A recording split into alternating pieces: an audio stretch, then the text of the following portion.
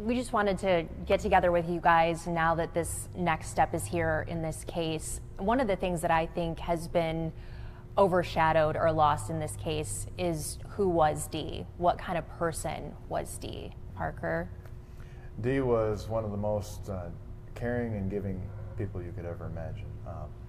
It was kind of hard for some people don't exactly, until you got to know her, it was very hard to understand her. She had a very tough shell, and so some people couldn't get past that. Her brother Greg is kind of a lot the same way. They have very tough shells but have the biggest heart once you get to know them. And this woman would do anything for you once she got to know you. And there's stories coming in every once in a while of things that she did that we never even knew she did. So growing up, as far as maturation, what do you say? Growing up, more so later in life, as her children were growing. Was she a farm kid growing up? Oh yeah, yep. It was kind of hands in the dirt, got involved in the family? I never left the farm, but still wasn't fully involved growing up. I think there was some times where she just wanted to be a kid, you know. But never really left the farm, never left the 4-H community, always had 4-H kids. You know, she had children fairly young. Her mother died very young, in her late 50s, and actually never got to meet any of her grandchildren. So that was hard on Dee. She became real close to my mother. My mother became like a mother figure to her, and saw all of her children grow up. And so, but never left the farm, always had something to do with the farm, married a farmer as well, married 2 farmers actually, as far as that goes. So always was deeply involved some way in the farm, but always, like her brother, reached out in different industries. She did some real estate earlier in life. I'm sure there's things that I probably don't even know that she did outside of that as well. So. Do you have a favorite memory of Dee growing up? My favorite memories were always just, she loved to be together. When we would have weddings, or she would host some sort of a party to, like a PR statement more or less. I don't remember exactly what they called them. It was for crops, for advertising of crops and stuff like that. She would have all the farmers down to their barn, and they would have a big dinner. Dee was all about the glam. I mean, the food would always be perfect. Everything. If you didn't leave with one of her logo something, shirts, pens, paper, magnets, who knows, you weren't even there. I don't think you even participated. And so those were always my fun memories. She'd always have a dance floor, and I was never the big dancer. You could call me the wallflower. I kind of stayed put, and she'd always drag me out on the dance floor. And I always can think of whenever a Lone Star song comes on, she always loved Lone Star or Kid Rock, any of those. She loved to dance to those. And I guess my favorite memories of her, we started kind of a tradition. There was a little bit of a break in our life where we were just our separate ways, all of us. Everybody had kind of their own life. It's just, you know, how life part of life, yeah. Yep. And we rekindled back together when my best friend was actually killed. We kind of all rekindled back together, and for whatever reason, I don't remember the exact reason now, but we started kind of a Taco Tuesday tradition. And we would go to, it didn't necessarily mean tacos, it meant any restaurant in the local area, but typically it was tacos. And oh, did we laugh. I mean, Dee was a little bit of a lightweight. So about one drink in and we were gone. And one of my favorite memories, I guess, of those times, there was lots of them, but there was one night where she had had just a couple drinks, and I didn't think she was too safe to drive, and so I said, Dee, I'm going to drive. And she goes, no, no, no, and I said, yes, I'm driving. My best friend happened to be with me that was also working for us at the time. And I said, Dee, he'll drive my truck, and I'll drive your Hummer. I always called the Hummer her Humvee, like it was this big box, of course. And so she always laughed at that because she didn't want anybody to know, Dale, that she was feeling a little bit tipsy. So we flew in the back drive. I whipped it in the garage. She hopped out, I hopped out. My buddy pulled up to the garage. I jumped in my truck and we flew down here. And nobody ever even knew that she didn't drive herself home. So that was kind of a funny memory. She was perfectly fine. Super lively person. Very lively, very lively. Always wanted everybody to be involved.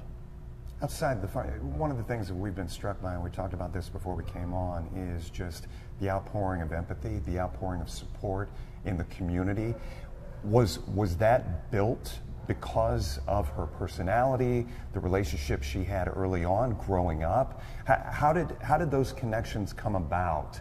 And what was your reaction over the past 3.5 years to what Tipton, what Tecumseh, what Adrian meant to you guys?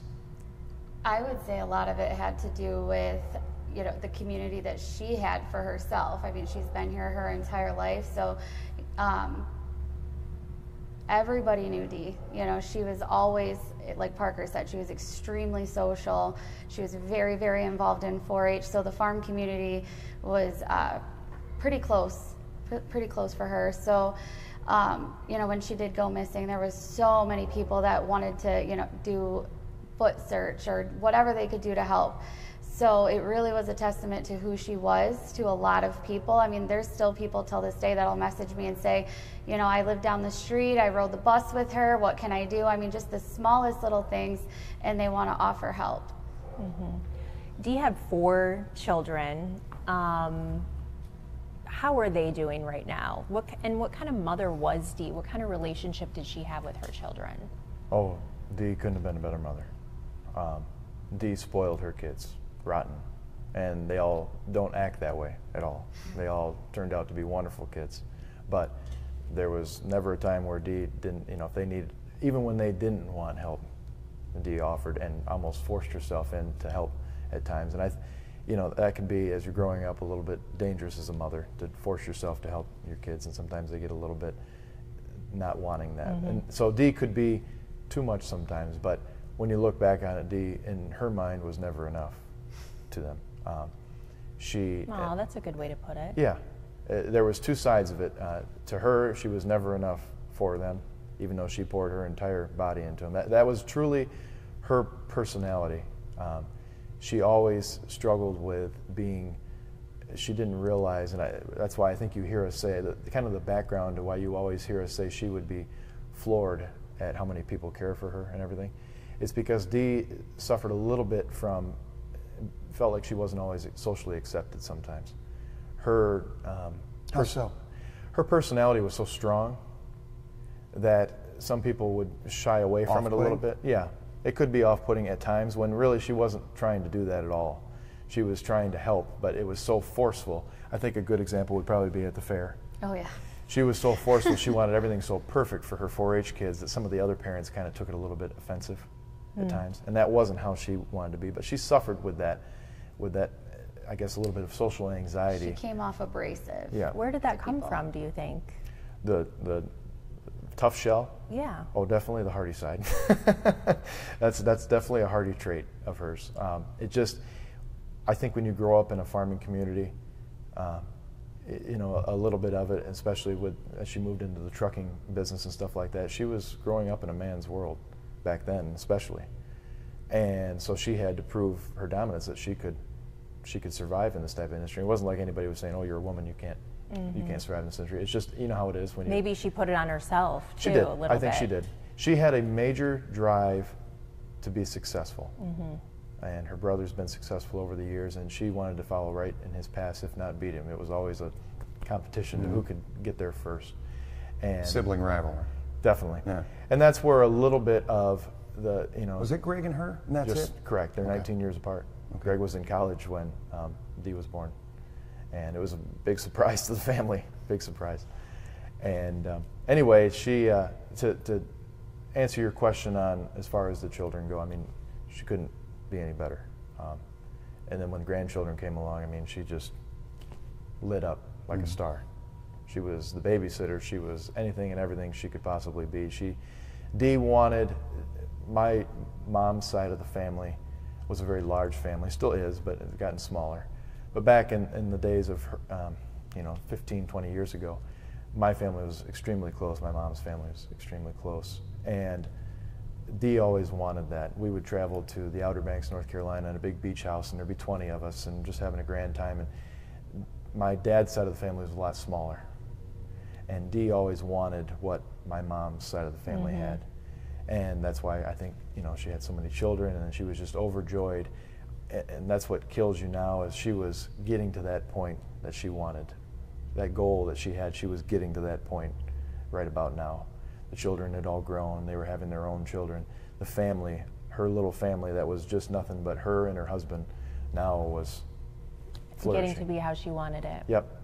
Did she choose Nana? Did the kids choose Nana? She chose Nana. Yeah. She was adamant that she was Nana and not a grandma. So that actually came, not to interrupt you, that actually came from my mom's side as well. My grandma was always called Nana. Back when I called my grandma, she was from England, and Nana was something that they would call a grandparent over there, but nothing over here. I mean, when I was growing up, you never saw Nana in cards at the Hallmark store. You never saw it anywhere. And now it's become so popular. But when my grandma passed away, I guess there was a couple of grandchildren were born, but she loved my grandma so much that she wanted to be named just like her. So she said she was going to be called Nana, just like my Nana. And it stuck. And it stuck, yep. It's so interesting that Dee was close with your grandma and your mom, more so maybe than her own original family. Well, it's because none of them, they were all gone. You know, she lost her mom. Her dad, my grandfather, died close to probably 20 years ago now. So they were all, she didn't have any grandparents, obviously. She was so much younger than Greg. Correct, yep, than Greg. And so I think she latched on, mostly I mean, my mom and her were almost identical, just appearance-wise. Everybody thought they were sisters. And so she just latched on to my mom. She went everywhere with my mom. And so I think she just became real close to the family. And I can vouch that my mom's side of the family is very addicting. Everybody loves to be around them. They're just the most wonderful people. I can't say it over and over again, how wonderful they are. And my grandma was contagious. Everybody wanted to be around my Nana. And I think that's where she got that. I think that's where she learned so much from, and that togetherness, and she saw how much my mom and my aunt love to host people, and what a wonderful job they do at hosting people. So I think that's where a lot of it came from. Can you guys dive into a little bit the memories of, I guess, the relationship that started with Dale, and thoughts, feelings? You brought up Hatfields and McCoys when we were talking off camera, but just your memories, because coming into the family history, all of that, initial impressions, concern for Dee, obviously, going into a new relationship, things of that. Do you remember any of that? Oh, I do. I don't remember it in exclusive detail, but I remember enough of it. It was an interesting time, let me tell you that. It was hard on the kids. Why? Because of the fights.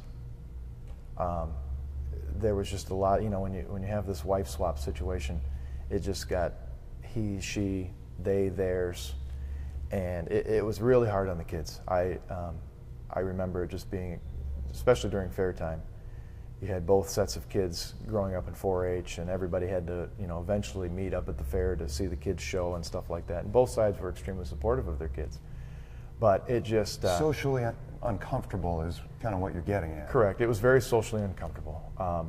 When they met, I know it was a bit of a shock to everyone. Why? Nobody would ever put, if you just took a picture of the two of them, nobody would ever put those two together. Why is that? Appearances, personalities. I mean, he was very much the farm boy. I can tell you that I never saw Dale out of cowboy boots, jeans, his work shirt, and a hat, cowboy hat. The same pants. Okay. Same pants. At that, like there's not multiple different It was kinds. like So that's not how everybody is. Not in the farming community, no. No. He suffered a lot, and this isn't, I'm not making this up, it was very obvious. He suffered from being able to socialize outside of the farm. If there wasn't somebody to relate to, when you go to a party, she would drag him to parties. I'll never forget the last Christmas that we spent together.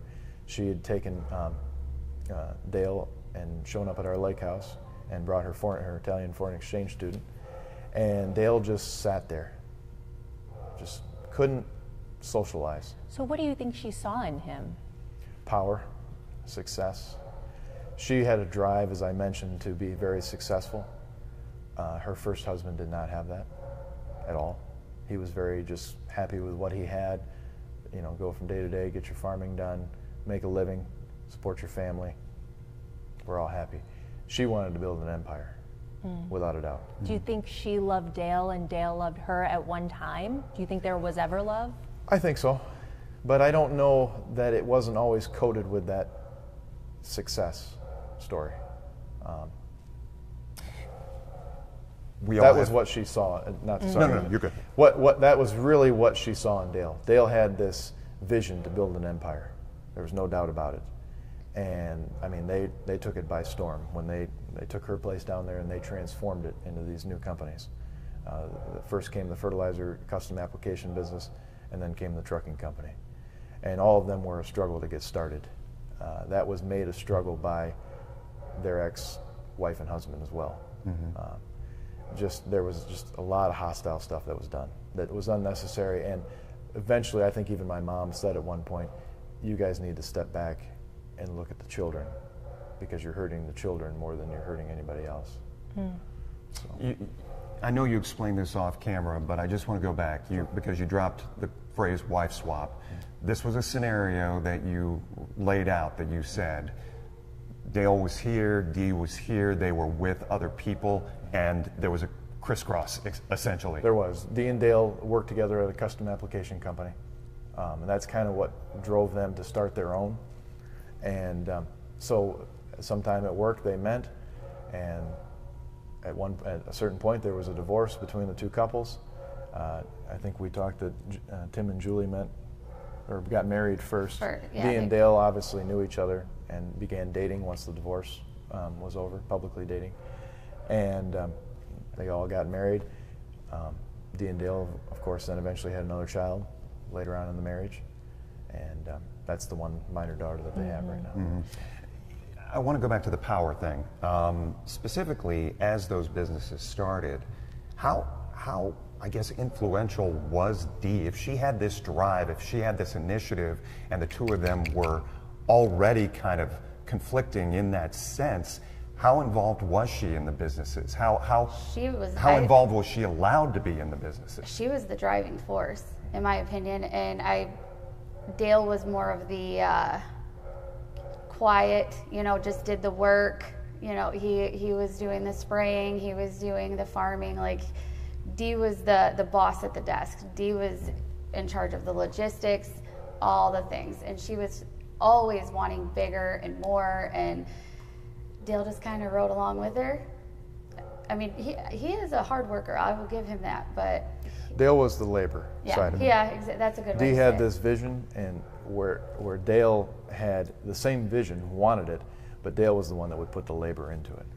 So she was the thinker. Do you think that caused resentment?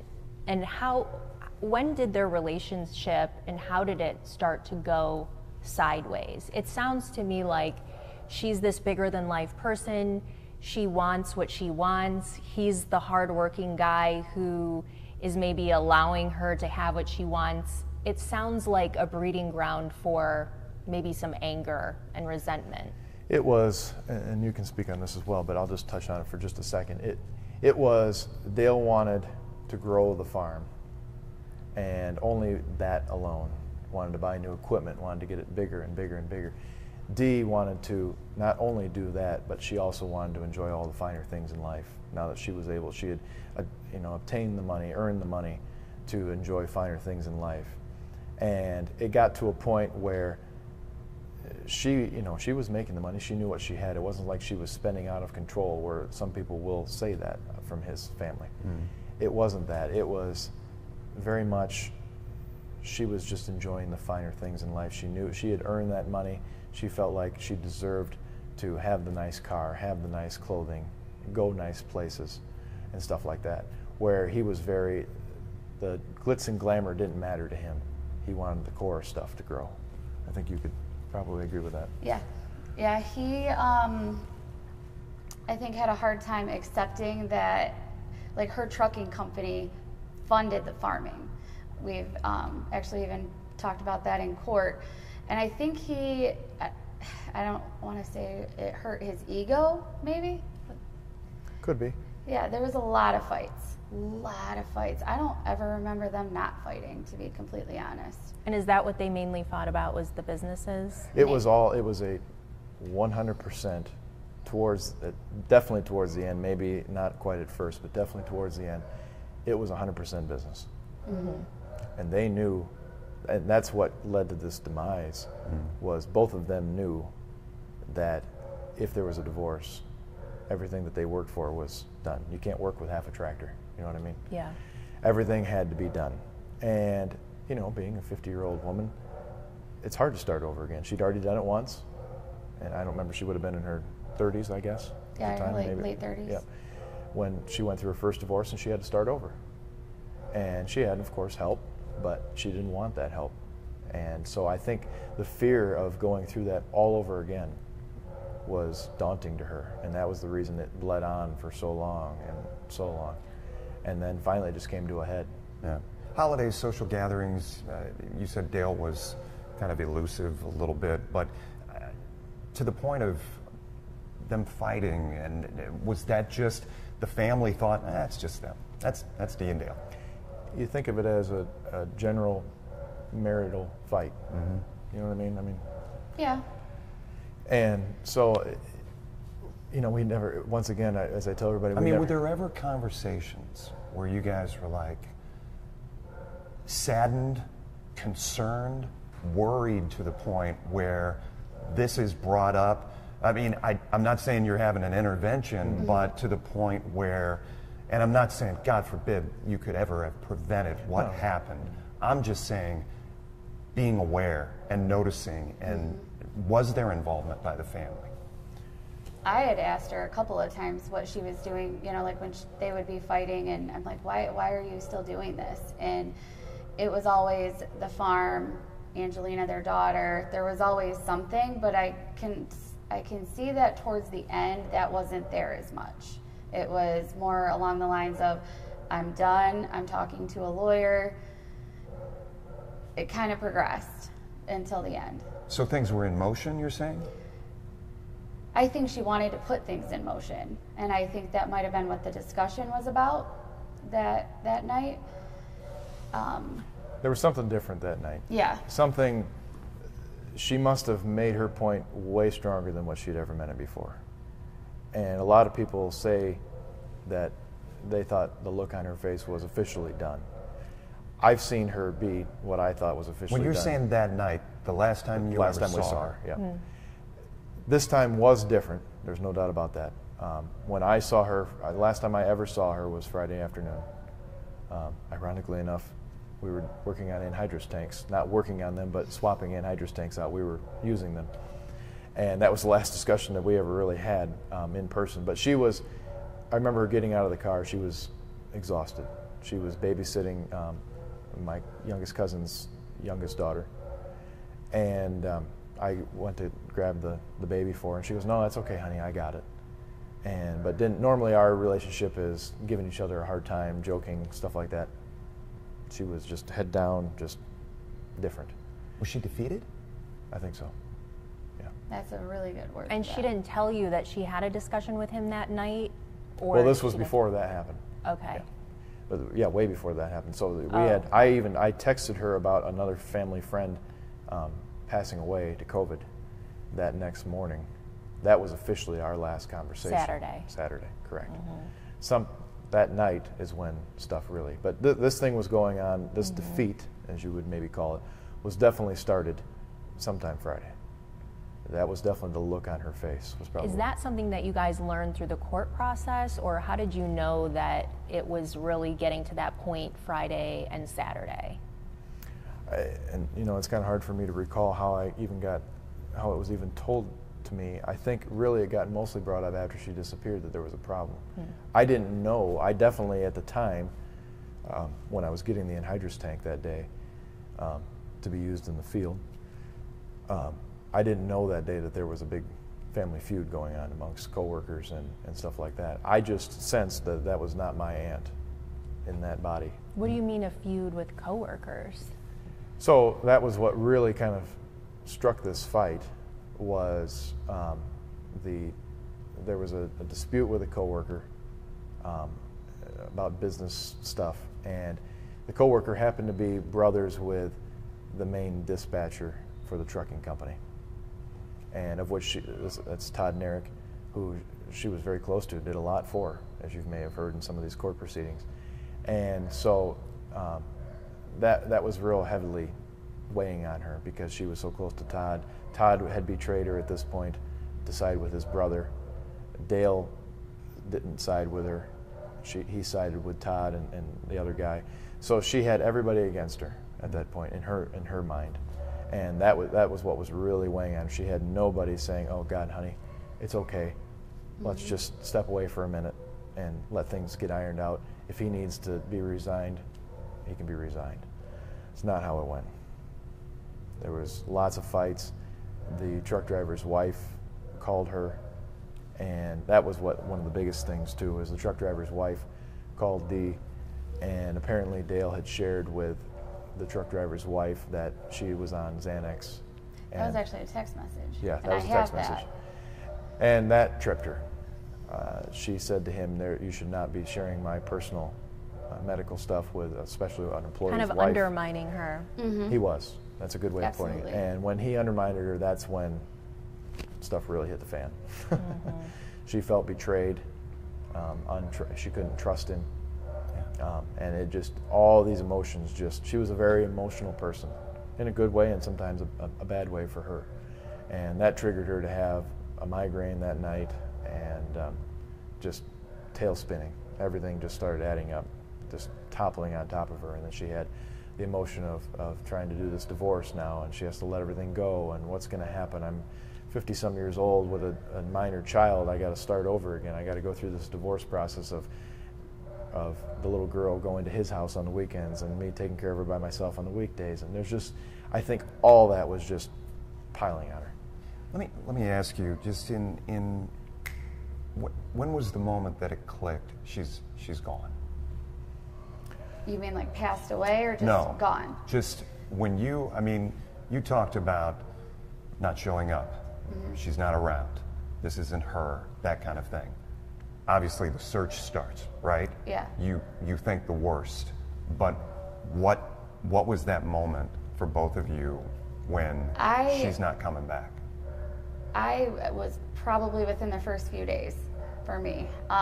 Normally she would be at 4-H meetings and stuff, and actually that Sunday there was a Zoom with a bunch of 4-H leaders, and she wasn't there, which wasn't entirely unnormal, but what she would do is text me and say, "What did I miss?" or things like that, and I never got that text. So on Sunday I was trying to get a hold of her, not answering, and that's definitely not like her.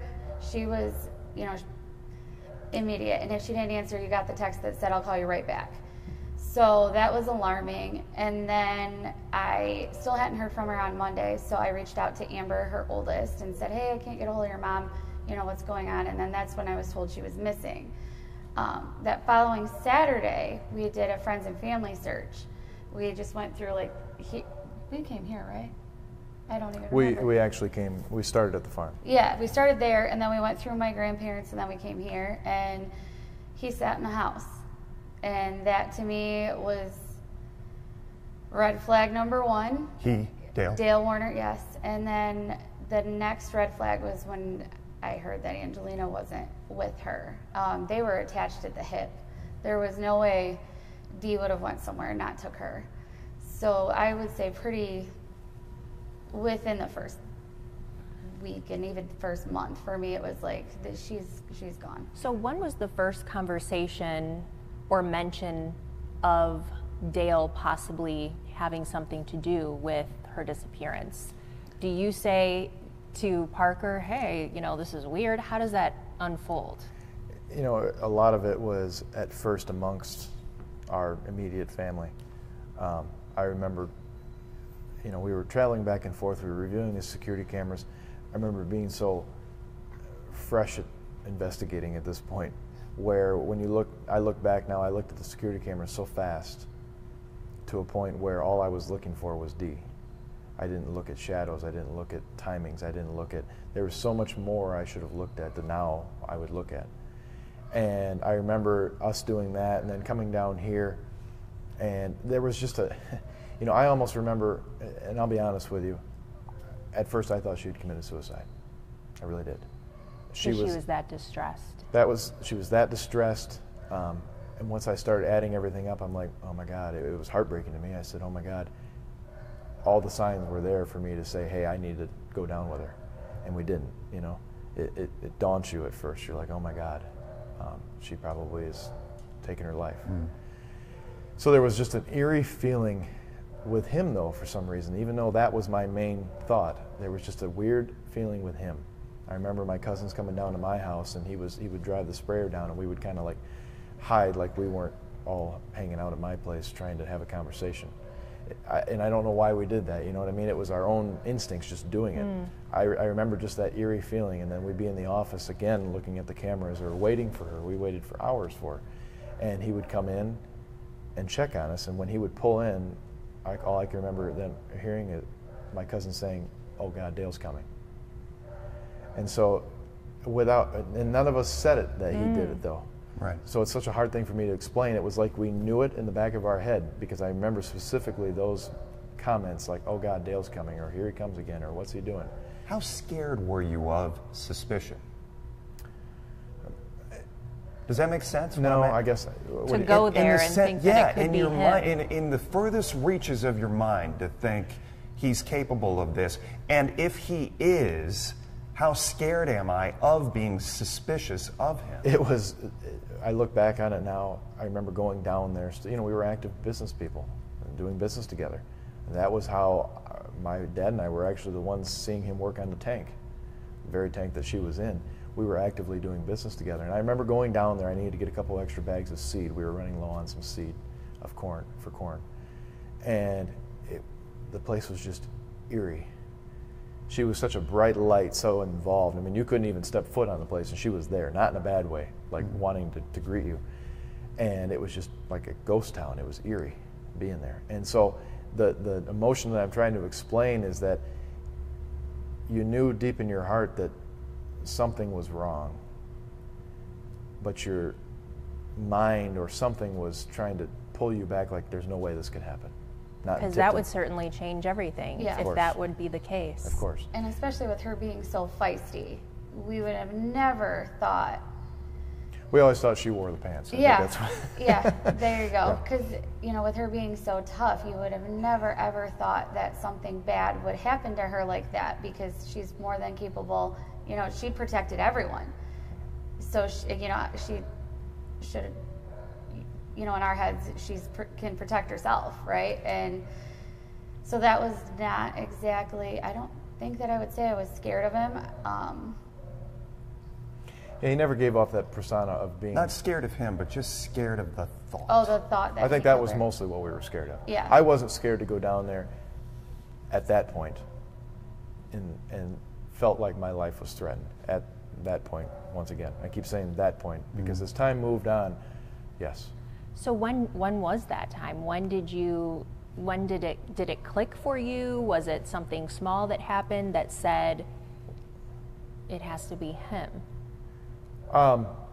It clicked fairly fast. I think the search was a big thing. When he came over to me during that search, you know, everybody's crying. Everybody's having a very emotional time. My dad can hardly get through thanking everyone for coming out and searching. We searched hundreds of acres that day. I went through brush. I had my backpack with a drone in it. Anytime I could get somewhere, I would send the drone up over a pond and look. I mean, we covered all kinds of area. We get back, and he comes walking up to me, and like I said, everybody's crying. We're on the outskirts of the circle. The entire time he actually taught, my other uncle from my mom's side had surgery on his shoulder, and he was just fresh out of surgery, so he stayed back and waited in his car. Dale, the entire time, instead of helping us search, talked to my uncle. And then when we got back from the search, like I was starting to say, he said, well, you know, that was really nice of everybody to search for Dee, but he said, my wife wouldn't be out walking in the woods. That was all he could say to me. And right then and there, I said to myself, yeah, you're damn right she wouldn't be walking out in the woods. You put her somewhere. Because she was not this woman never walked anywhere. I think that's what he was trying to portray. She never walked anywhere. I mean, the house was right next to the office. She would always drive everywhere. She always had her keys, always had her phone, always had her car nearby. The discovery this week, I mean, I can't put myself in your shoes. I just wonder what in your head said, the barn. It was a collaboration of a lot of things that led us to that point, without getting into huge detail. My father and I were the ones that originally saw him about 2 days after, working on that very tank. And it was always a weird thought to me on why he was doing that. We questioned him. His exact statement to me was, when I kind of chuckled, and like I said, I don't want to go into it very in depth, but when I pulled in to get fertilizer in this special fertilizer shed that has all these pumps and everything in it, he had this rusty anhydrous tank sitting on the ground, and I kind of chuckled. And normally they have what's called a running gear under them, which is the wheels. But this was just the tank sitting on the ground. And I kind of chuckled. I said, Dale, what the heck are you doing with that tank? I said, it looks like I said, did somebody have an accident? We've had them, the bolts break and they roll off the cart if somebody turns too sharp. And I thought it rolled off the cart and ended up in a pond or something, and people left it. And he said, that rusty thing, he said, I told the guys that I haven't been able to sleep at night, his workers, told the guys that I hadn't been able to sleep at night, and I would, if they bring a few of these rusty tanks in, I would paint them at night when I couldn't sleep down here in this fertilizer barn. No cameras, no nothing. He said, but I didn't mean that rusty tank. He said, I meant one of the ones on wheels that just had a little bit of rust. That anhydrous is very corrosive, so it will rust the outside of the tank, and every so many years you paint the tanks. Just lather some white paint on. And so that's what he said he was doing. And I thought, it seems kind of strange to me, especially the rusty tank. I'd never seen it before laying around, just kind of appeared out of nowhere. And so I didn't think much of it. In the back of my head, it was just very weird, but I drove out of there and kept working. My dad goes down the next day, and he's got that tank that he said he wasn't going to paint is still sitting there half painted now at that point. So that means to us, when we've been talking as a family, that she wasn't in that tank when I was there. She was in that tank when my dad was there the next day. And he remembers the look on his face. I mean, he had not slept all night. There's no doubt he had been up all night working, which it takes a lot of work to remove that cap, place her in there, get her from wherever he had her at, place her in there, weld the tank back up, and begin painting it. He wanted to get it painted far enough where you couldn't see the new welds. After you got past that, he was home free, because people would just think, oh, he's just working on a tank. It's taking him a long time. He didn't want anybody to see that he'd been welding on it. There would never be a reason to weld on a tank. You get rid of it if there was something wrong. And you seeing this was in the timeline when? Post 2 days after she disappeared, okay. 2-3 days after she disappeared. But it was all these years, it's always been in the back of our head, what if my mom actually always said, what if could he cut that tank open and put her in it and weld it back up? And I'm like, that's a lot of work. He's not that good of a welder. So this wasn't a jailhouse slip. This wasn't somebody who Dale slipped, said something allegedly, somebody heard it, gave it to detectives, because that was some of the speculation that we were seeing. Yep. How did this come about now 3.5 years down the road? It came with a collaboration of the police. Without going too far into it, they've maybe been just... Had that barn been searched ever? Yes. The whole entire property had been searched multiple times.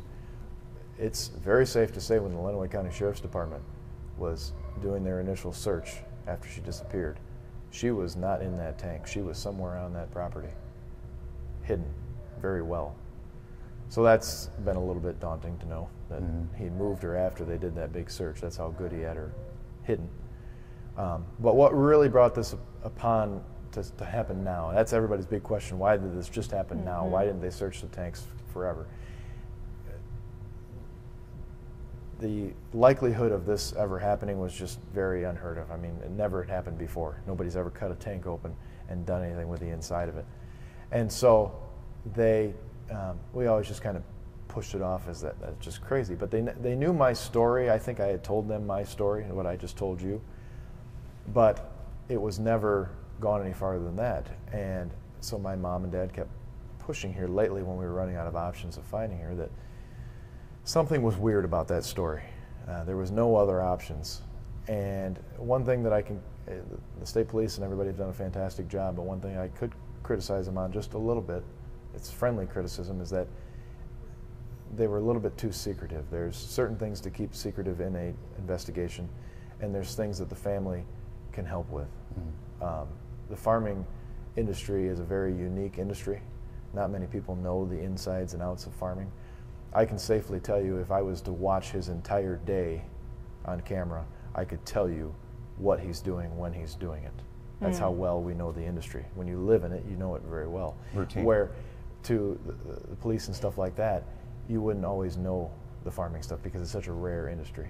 So you're saying if they would have shared a little bit more earlier on, you could have said, that doesn't sound right, that couldn't be. There were some key things that they caught him doing on camera, going down to that fertilizer barn, that if I would have known about them, and I'm not trying to say, Right. I don't want to take credit for the fact Right. of if this happened 3 years ago, I would have been able to say, yep, she's in that tank. I don't want to say that at all. And you said you don't know if she was in that tank Correct. at that time. But I think if we would have shared those few things, specifically certain things that he was doing, I don't want to release anything too far into it, but specific things that he was doing, I would have said that's very strange. There was things he was doing at that fertilizer barn that should have been done at his mechanical shop. And I could have picked up on that instantly. Well, that finally got shared, and we said, listen, those type of things don't happen down there, ever. It's not like some weird accident happened and he just had to go down there and do that. It just wouldn't happen. There was none of that. Yeah. And so they started collaborating these stories, and all of a sudden it was like, maybe we do need to check these tanks. And it's extraordinary. She was hidden in plain sight. Plain sight. We drive by there all the time. All the time. All the time. And actually, when we searched across the road, that was the only search Dale ever came to. Yeah. Ever. And I actually was there fairly early. It was like 7:30. It was before 8 o'clock in the morning. And he had his boots thrown on, his pants all. I've never seen that man look like that in my life. Like, he just rolled out of bed and came here like lickety split. This guy was always shoes tied, Yes. cowboy boots on, pants pulled over the cowboy boots, shirt tucked in.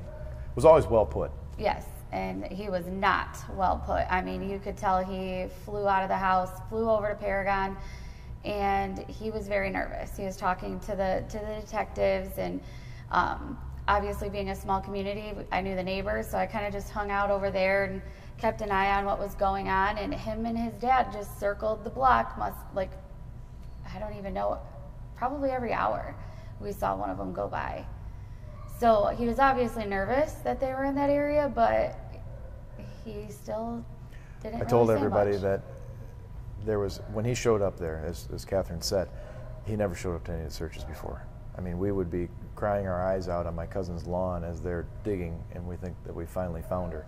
And he's just in the field over, watching us, mind you, but he's just over in the field next to us, combining away, just smug as can be, like, haha, I got him.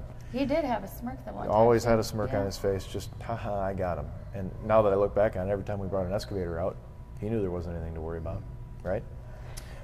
We wanted to talk a little bit about justice for Dee, and going forward, what does that operation mean to you guys?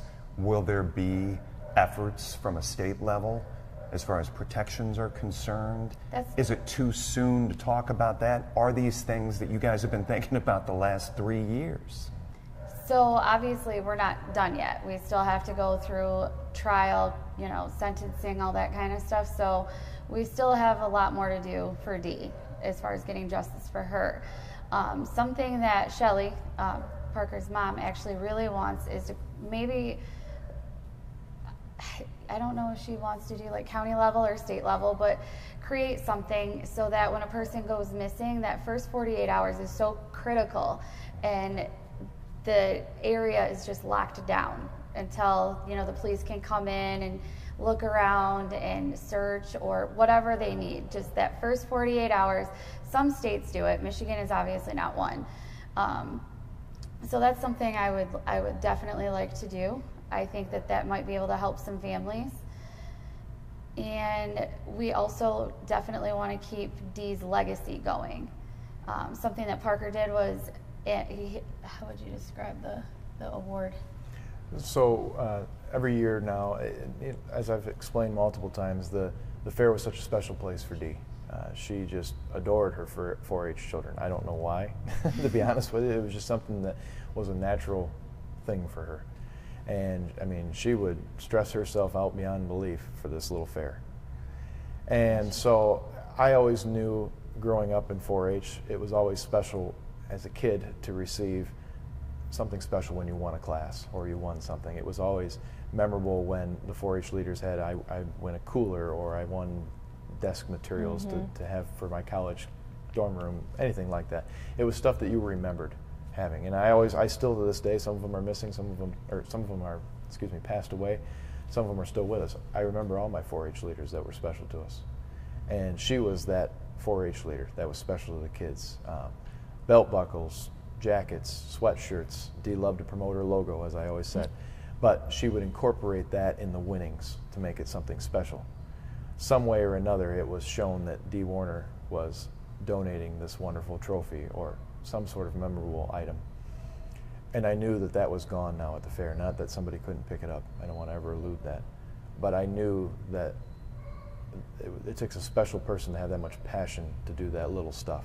And it takes money, too. And so I started this yearly award in her name. It was actually a idea that I picked up from another part of the cattle show industry down in Indiana.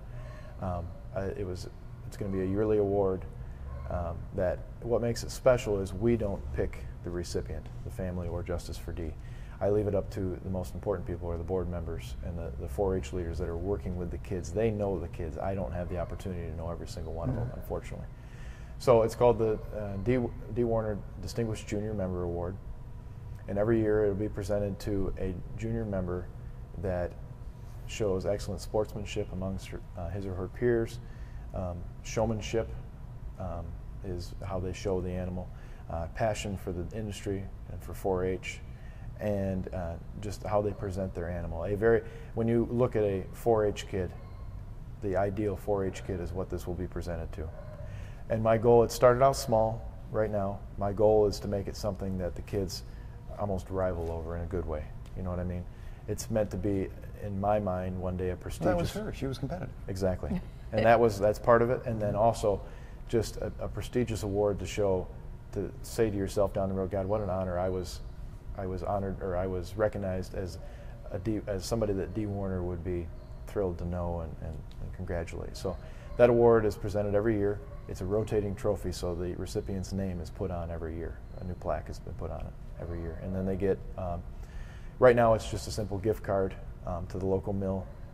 Hardy Farms, my farm, donated their next year 4-H project if they do so choose to come back and have another 4-H project. So we're trying to grow it. We're trying to make it we want to really bring up the steam here next year. This is kind of the first 2 years, we're just getting our feet wet, getting ground. This year, really everything kind of fell into place. The routine is getting put into place where it's now incorporated in part of the show. So now we have the opportunity to really focus on growing it, making it a huge, almost like a scholarship type thing. Credit to you guys too, because not everyone can come through something like this and kind of choose to help other people or make the legacy not about how that person died. So you guys are really making it about how Dee lived. I want to talk to you about the 3.5 years that you went through. We watched you guys hold so many news conferences, urge the investigation away from the sheriff's department onto the state police. You guys have resources, clearly. If there's someone that's watching this special right now, there are hundreds of missing people. There are hundreds of unsolved homicides, and you guys just pushed and you kept at it. People may not have the resources that you have. What do you want them to know about this experience? What does it take to get through this and to keep getting those answers, to hopefully have a resolution like you guys have? Well, I think you also said to keep it from going cold, right? Yep. And that was an important statement in this whole entire journey, was do not let it go cold.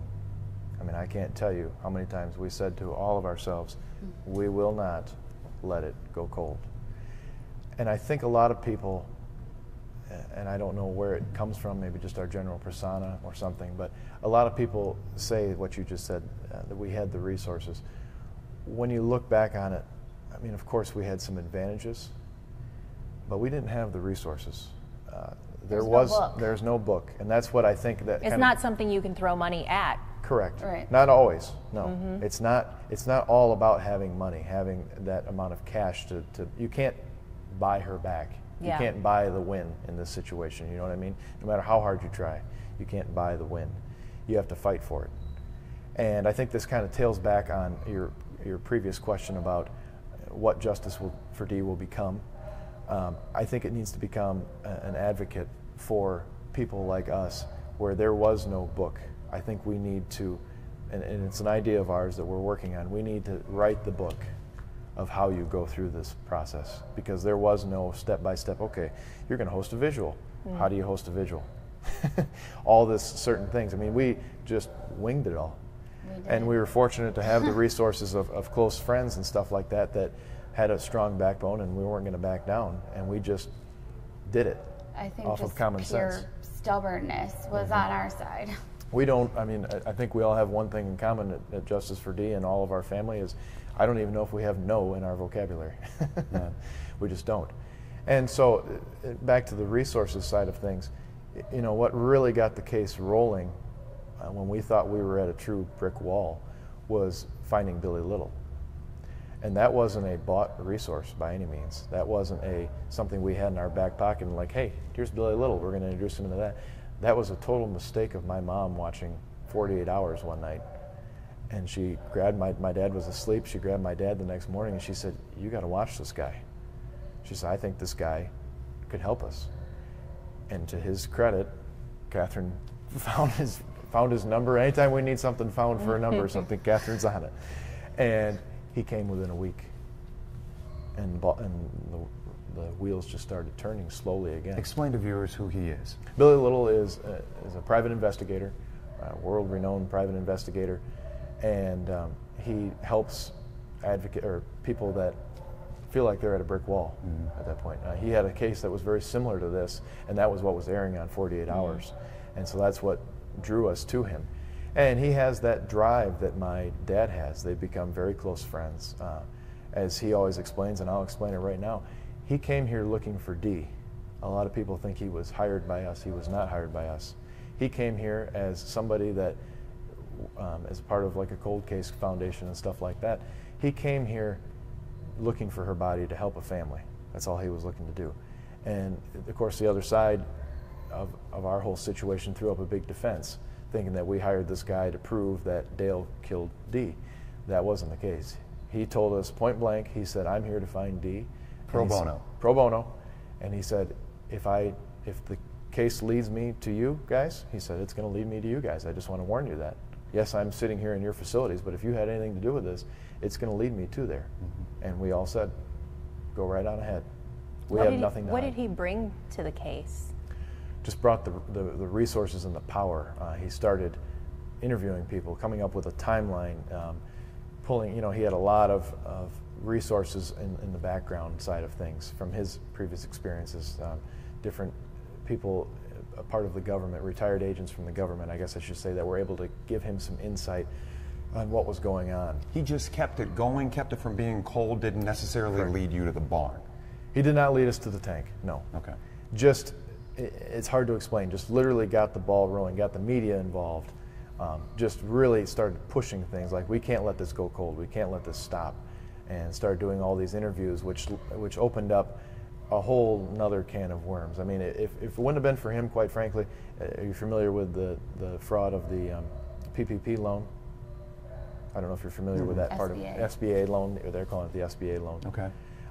Had that, and we will not say her name, she was an anonymous tip. She worked for the government, and had it not been for Billy getting the media involved and doing this push and having this kind of, he was known as this investigator, I don't know if this lady ever would have called us and said, hey, something doesn't look ethical going on here for this SBA loan. And sure as can be, it was Dale and his accomplice, Mark Weisberg, doing this SBA loan in my aunt's name, using my aunt's identity.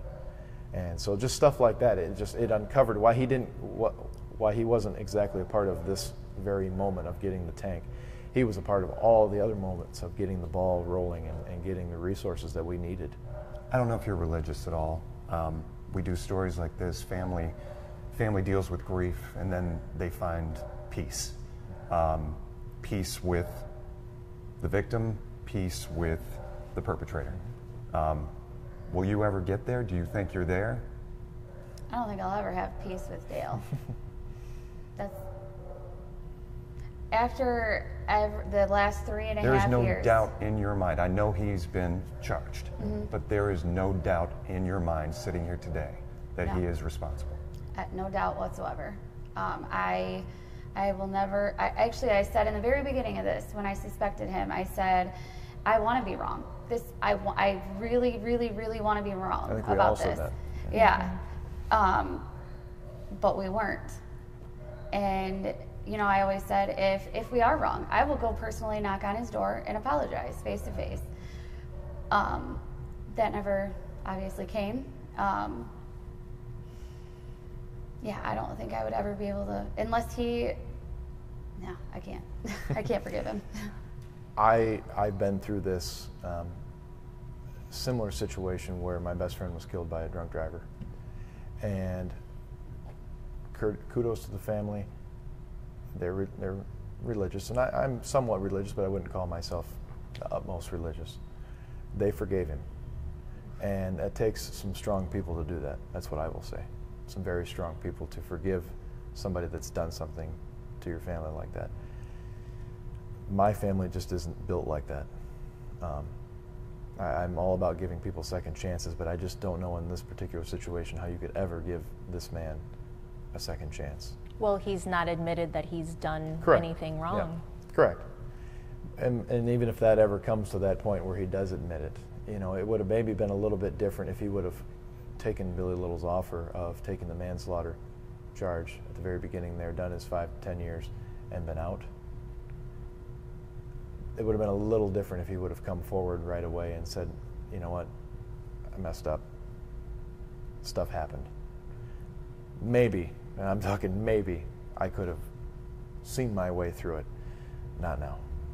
I mean, there's been so much stuff that my family has been on the front lines of this whole thing with all the stuff that he's done to us business-wise, slashing our bales, throwing rocks in our field for it to get hit by a mower, to destroy the mower, to his major thing of burning my barn down. And obviously everybody's going to throw up their hands and say, well, you don't know that he did any of that. Well, it all stopped when he was gone. So with this history, with the way that you say your family is, what's your mentality preparing for this trial? How are you going to go into this trial, do you think? I mean, nose down, full force. My family's the type of strong family, and I think you'd agree with this, we go to war when something's happened to one of our own. It'd be different if our own did something hurtful to somebody else. We would obviously, if there was two sides of this story, if she did something to him and he did something to her, that's a different situation. We don't go into full war at that point. But when you take an innocent person who really didn't do anything wrong, I mean, was she the perfect wife, perfect everything? Of course not. None of us are perfect. But when you do something like you've done to an innocent family, an innocent person, we just take no prisoners. I don't know how you could. It fires us even more when you know. You're saying in a legal sense. Yeah. When I don't know how you could. What fires us even more is how you could do what he's done to an innocent little girl. That really fires us, legally and everywhere else, every way else. You just don't. She didn't deserve this. She still doesn't deserve what she's got ahead of her. All we can do is try to protect her and help her as best as we are allowed to do at this point. But that's where we are. We're a very black and white family. You just we will help if you. But you're still angry. Oh yeah, I don't know if the anger will ever leave me, and I know that can kind of come off bad. I mean it in a not so brutal, hostile way. You know what I mean?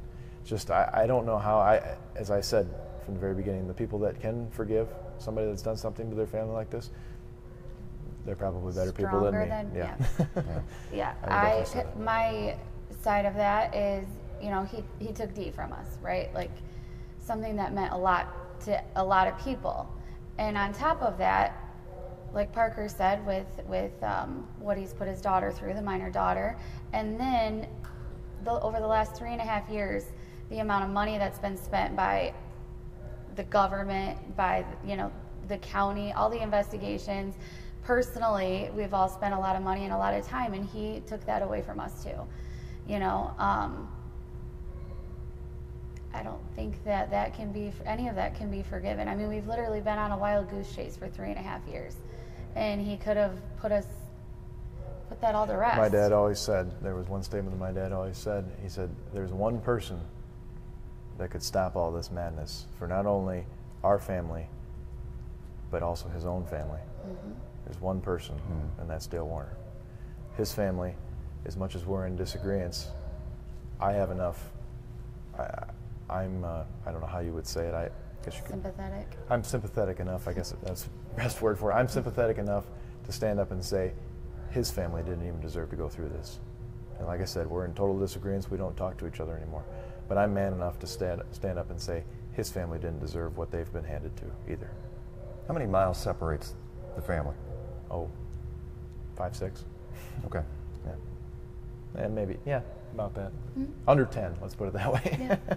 Couple stone throws. Is that a livable situation going forward?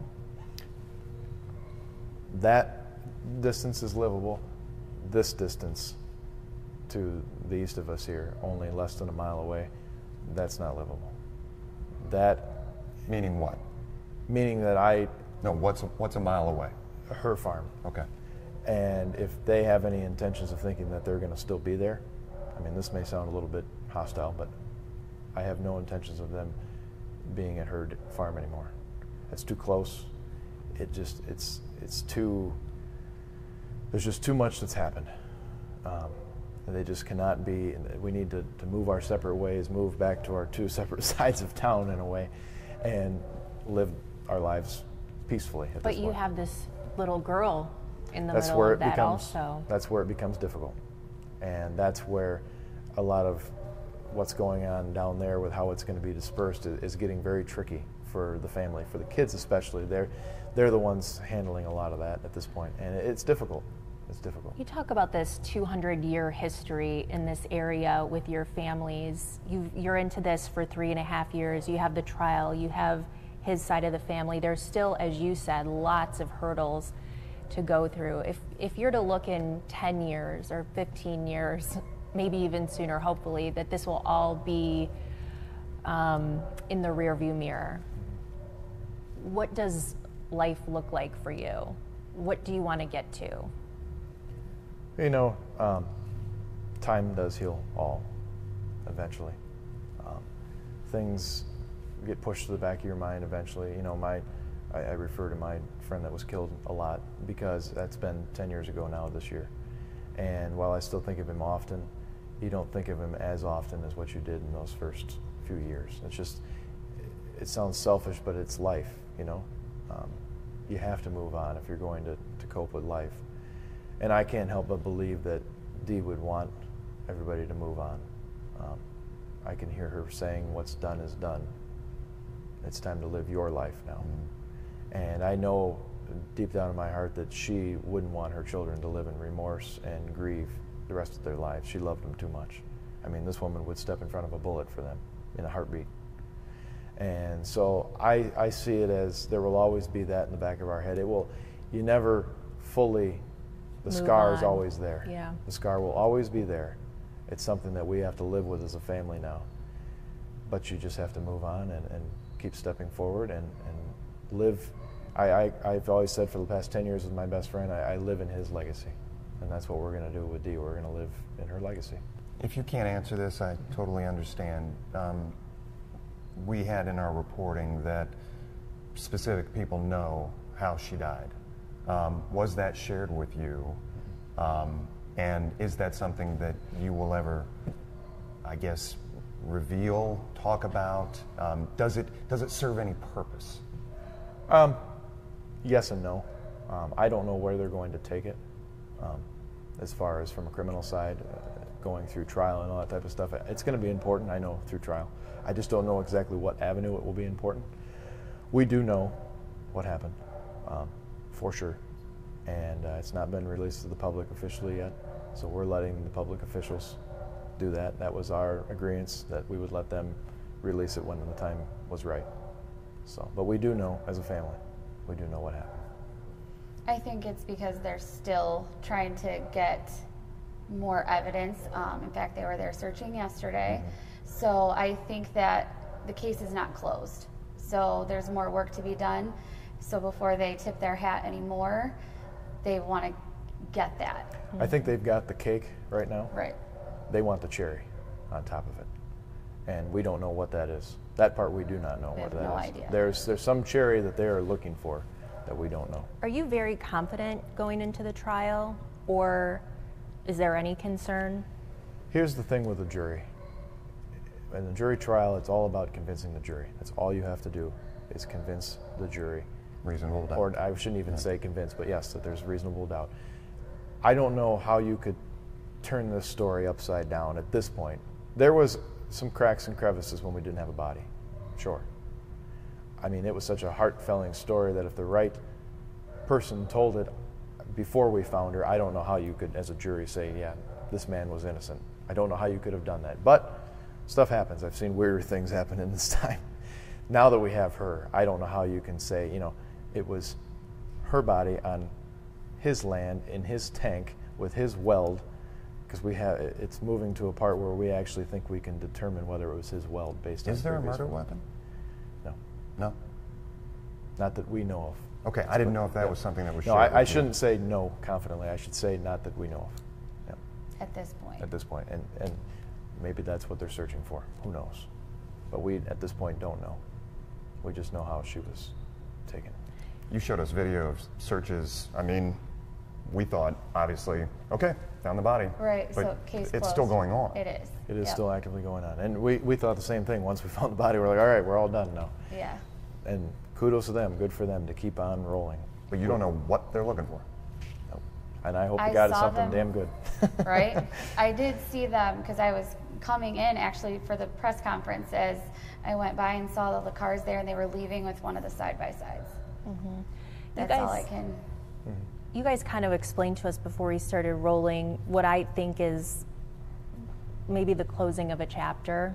You said you've done all these media interviews and you've been out there and you've been pressing and now I think you can agree that this kind of enters a new phase. What would you like to say to all of the people who supported you? I was driving here and I saw the first Justice for Dee sign about 15 miles, 15 minutes down the road. There's been a lot of people who've been there for you. What would you like them to know? You know, I could go on for a long, long time. You never in a million years, think this is ever going to happen to you. When it does happen to you, you don't in a million years think that you're going to have the support that we've had. I don't know that I can put my finger on what exactly, other than being a small farm town. I don't know what drew this community to this case. And it was more than the community. It wasn't like we were this huge family of 100 and some people. We're not. We have a decent sized family, but not the type of family that's spread out across the United States to bring everybody into this case. I think it was the pure determination of never saying no, or never taking no as an answer, that drew everybody to us. And we just cannot thank the community enough for everything that everybody's done. I mean, everybody has dropped at a hat to just come over here, do the vigils. I mean, I don't remember, how many people did we have for the one vigil, the big one? Oh gosh. I think we counted 300 and 300, some people. yeah. We made a giant heart out on the lawn and took drone footage of it. And just all those people, what truly amazes me, I wish I had the time to go to all the houses that I don't know, step on their door, or stop at their doorstep and just say, why did you put that sign out in your yard? You know? Because there's people still to this day that I don't know the house at all, don't know the people, and they still, that original old sign, they find some way to keep that posted. And that takes work through all the windstorms, hail, rain, snow.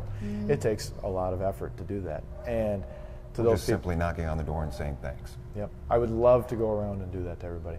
Unfortunately, there's just so many Right. people you can't. And we've done it to a few people. My dad, I know, has done it to a few people. But I hope, if they're watching this, I hope they understand how much that really meant to us. Especially those first times when we put them all out, seeing the town just flooded with her name. She would be just flabbergasted. But even more to this day, the last few people that still have them up, I commend you for just sticking with us the entire time. I really do. You had a celebration of life, and I'll wrap it up here. You had a celebration of life. The body was found. This was one of those moments like, oh, finally, right? Bit of closure. Will there be another celebration of life? Will there be a funeral now that this has happened?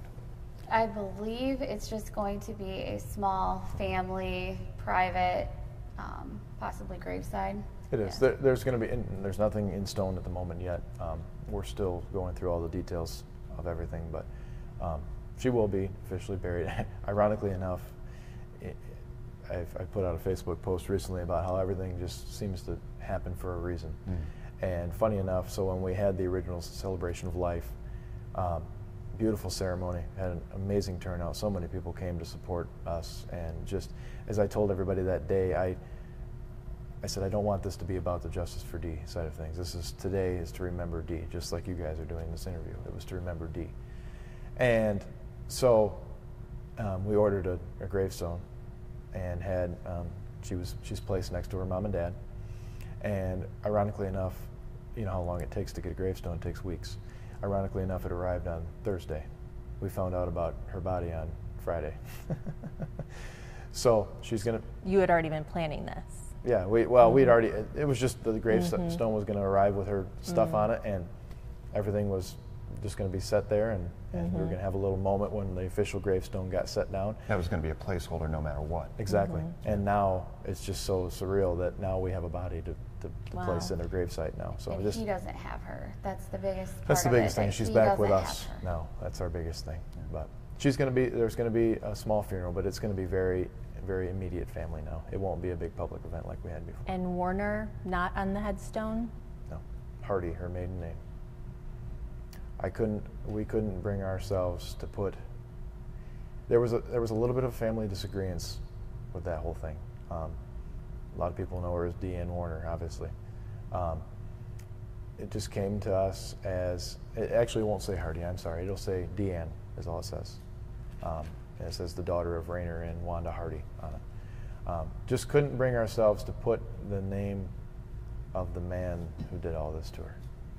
And we all knew deep down in our heart, once we finally came to an agreement as a family, that she wouldn't want the name of that put on her gravesite either. Something to be, she didn't want to be remembered by that for the rest of her life. She wanted to be remembered by who she personally was, not what her marriage was.